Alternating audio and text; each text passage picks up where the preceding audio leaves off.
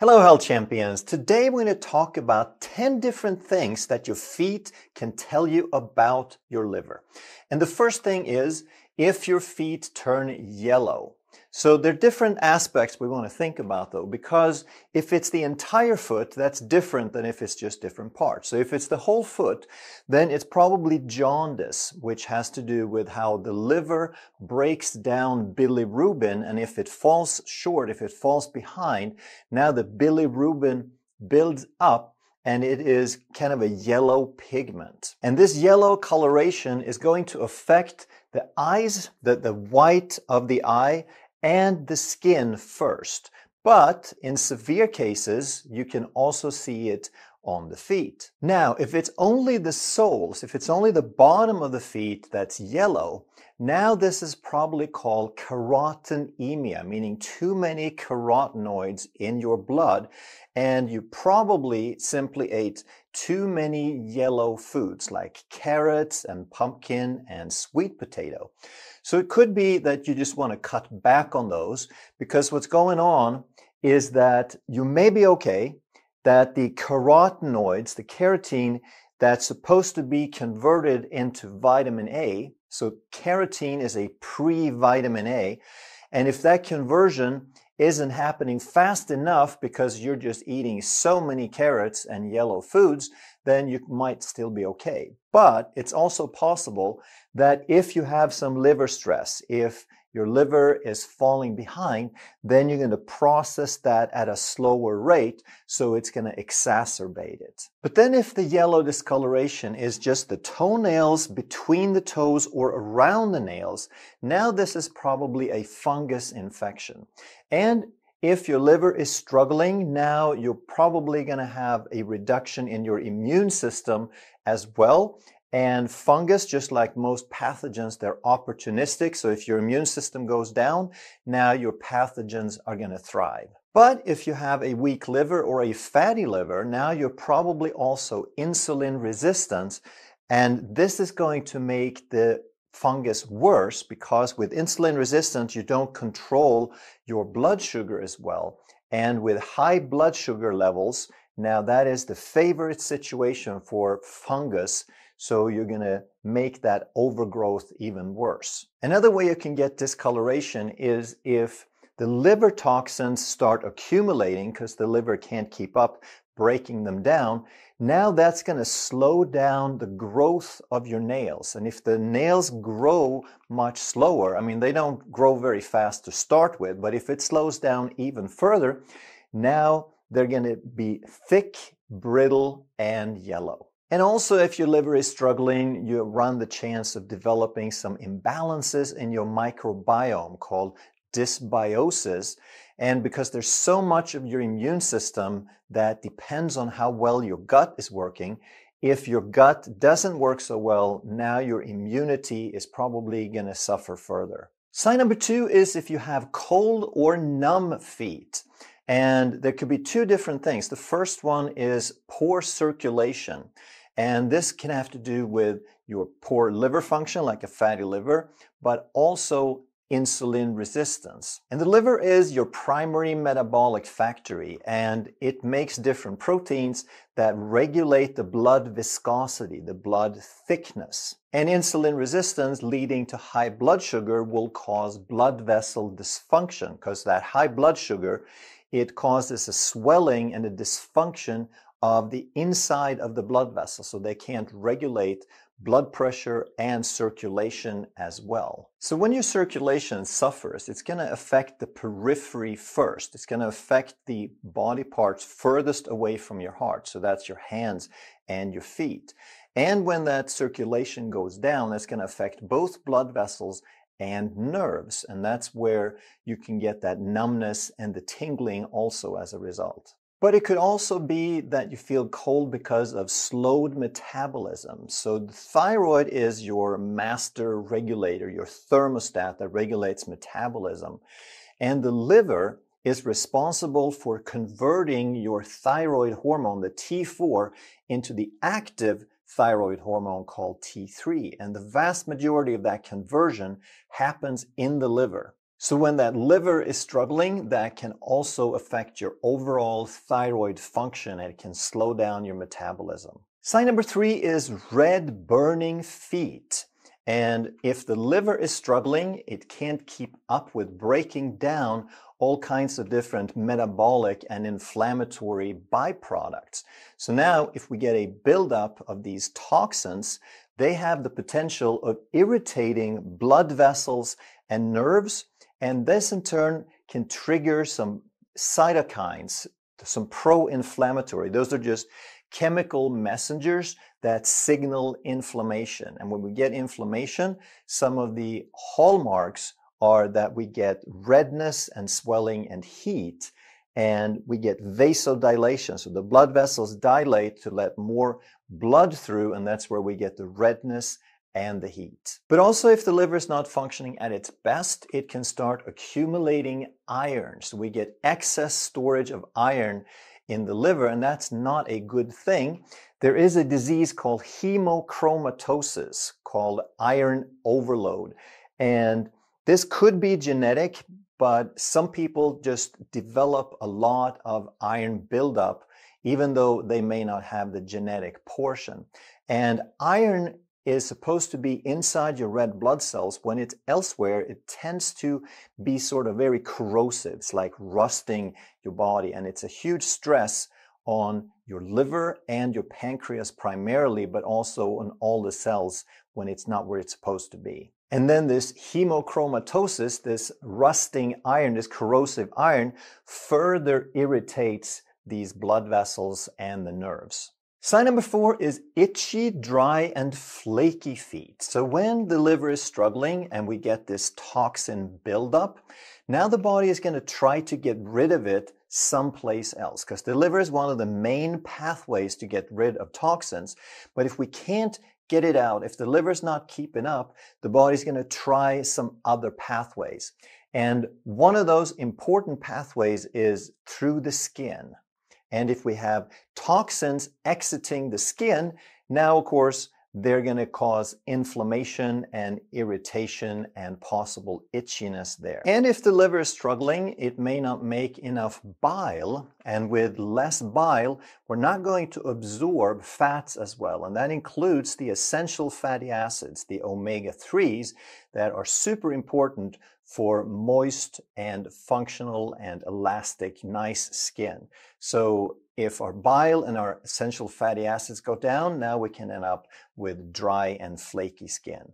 And then there's something called histamine also. It's a natural substance. We get it through food.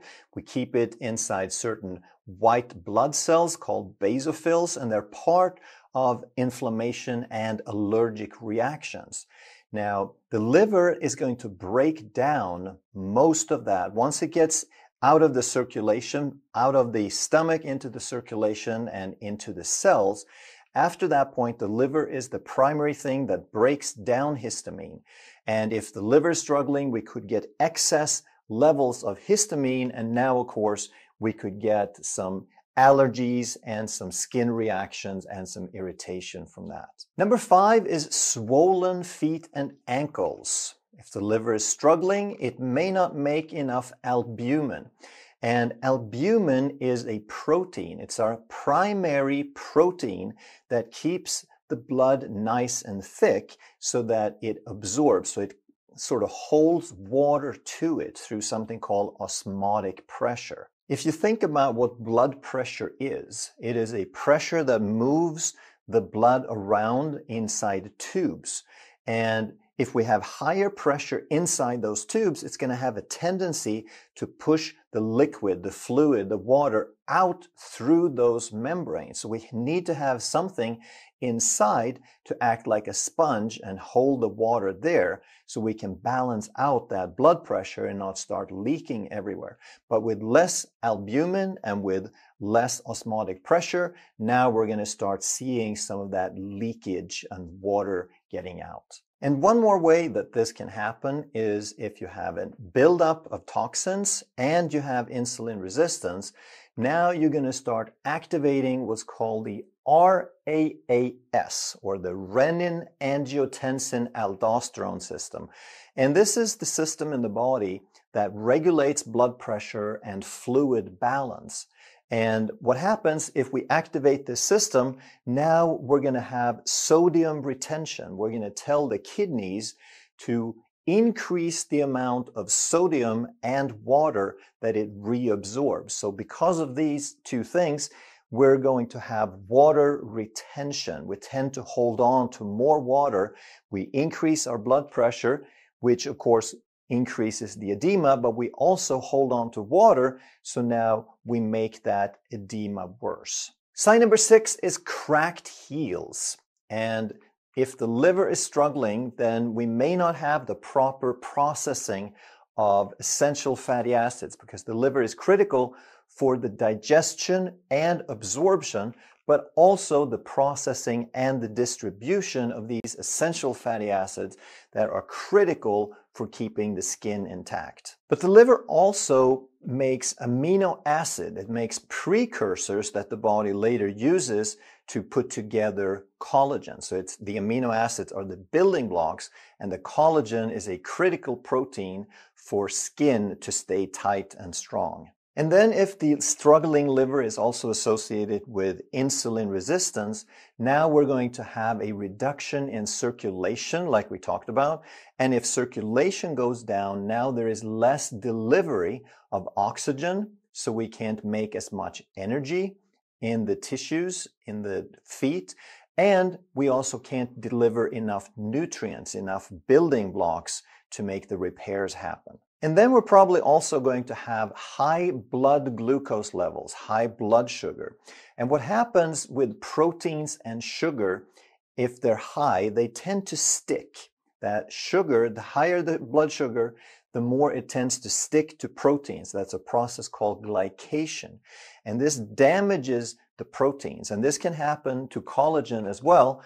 And now we're going to get stiff and brittle skin that is more likely to break and crack. Number 7 is dark patches on the feet.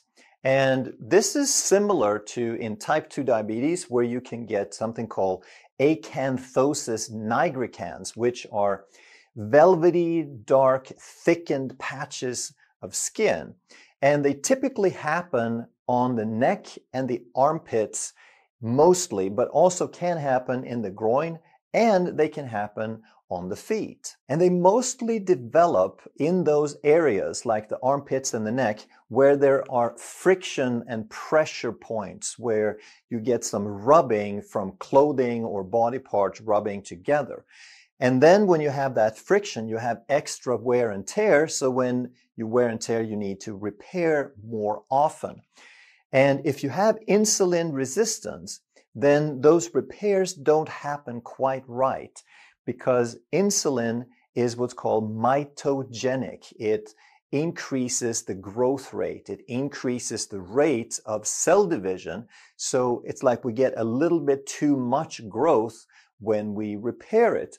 And this accounts for the thickening and the velvety structure of those patches. And then these patches often turn dark because of something called hyperpigmentation. And pigment is just the thing in the skin that gives it color.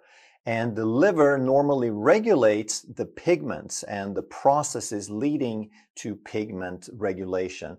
But if the liver is struggling, now we're going to have more oxidative stress, and we're going to have an increase in ages, in advanced glycation end products, just like we talked about before, with glycation, where the sugar sticks to the protein and damages those proteins. And when we have too much oxidative stress and too much of these ages, that will tend to produce too much of those pigments as well. And the 8th thing that your feet can tell you about your liver is if you have toenail fungus. That could mean that the liver is struggling, because normally the liver is involved with filtering out pathogens. And if we get a buildup of pathogens and pathogen byproducts, now the immune system is going to experience some stress, and we could get a fungal overgrowth, just like we talked about earlier.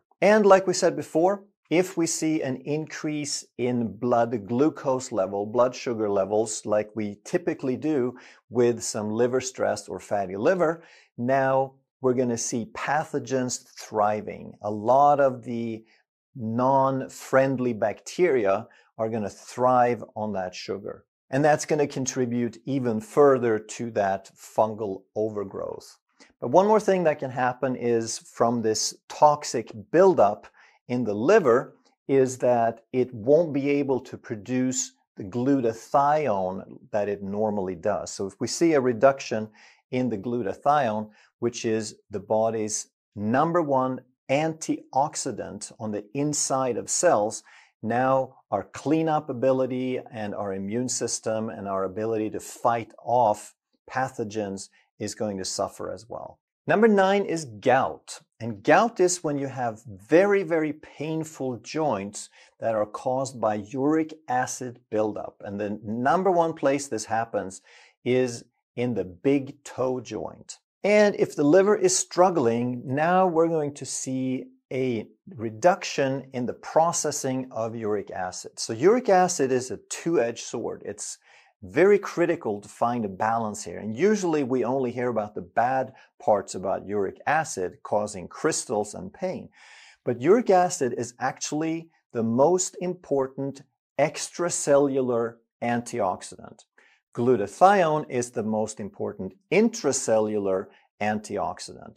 And once uric acid gets into the cell, now it changes and it goes from being good to being bad, basically. It becomes pro-inflammatory and causes inflammation, insulin resistance, and destruction. And when we get an excess of uric acid, mainly from liver dysfunction and from insulin resistance, now it can crystallize inside the joints and it is excruciatingly painful. It's like having little pieces of broken glass inside your joint. And a lot of this goes back to metabolic health, to fatty liver, to insulin resistance.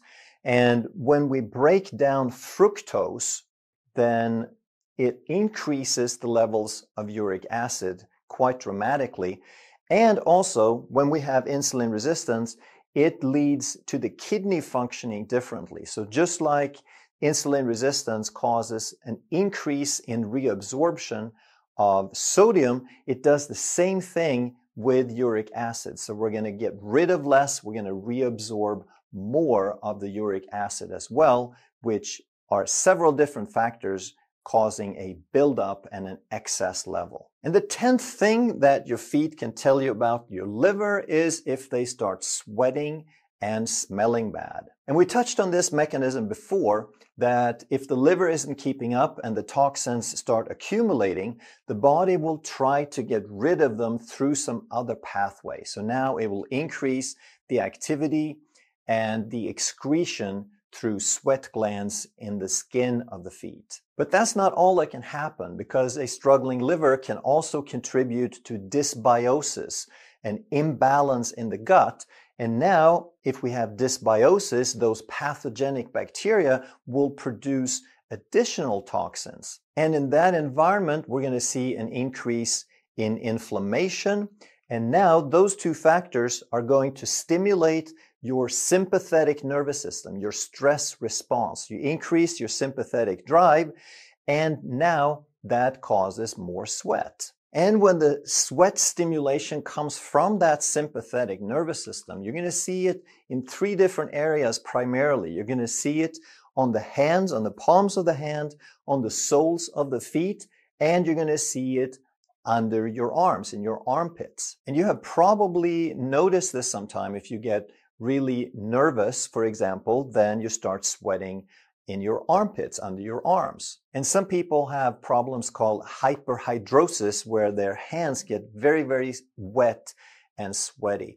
And if you ever get excess sweat in these areas, then you know that it's going to be from a sympathetic nervous system, from a stress response. But again, that stress response isn't just emotional. It can also be caused by chemical reactions in the body and from dysbiosis. And what a lot of people don't realize is that we have a characteristic flora, a collection of bacteria for each different body part. So we have the most of them we have inside the gut, but we also have one for the mouth, we have one for the hands, we have one for the feet, and so forth.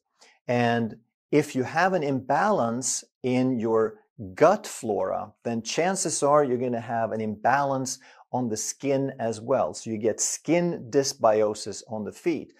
And this is why we have people who have problems with odor on their feet. Sweat by itself does not stink, but some people, they tend to develop that odor much, much faster and to a much larger degree. And of course, the liver is not the only thing that could cause a dysbiosis or a bacterial imbalance in the gut or on the skin, but it is one of them.